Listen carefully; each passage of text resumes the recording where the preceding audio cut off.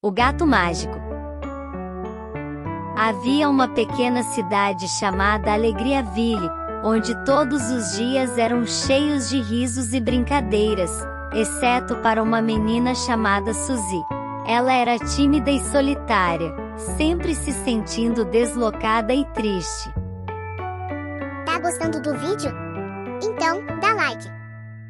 Um dia, enquanto passeava pela rua principal, Suzy viu algo brilhante na porta de uma loja antiga. Era um gato preto com olhos reluzentes.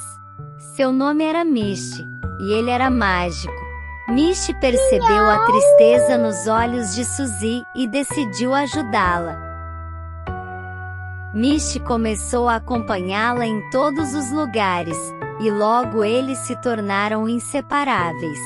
Com sua magia, Misty começou a trazer alegria para a vida de Suzy. Ele fazia truques engraçados, como dançar balançando o rabo e criar pequenas bolhas de sabão que flutuavam pelo ar.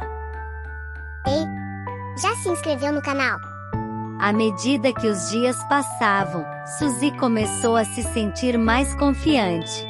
Ela não era mais a menina solitária que costumava ser.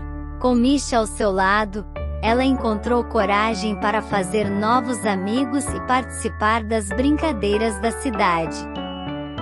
Misty ensinou a Suzy que a verdadeira magia estava dentro dela mesma, e que ela sempre tinha a capacidade de ser feliz, mesmo nos momentos mais sombrios. Com seu novo amigo ao seu lado, Suzy descobriu que a vida era cheia de aventuras e sorrisos, e que nunca mais precisaria se sentir sozinha novamente.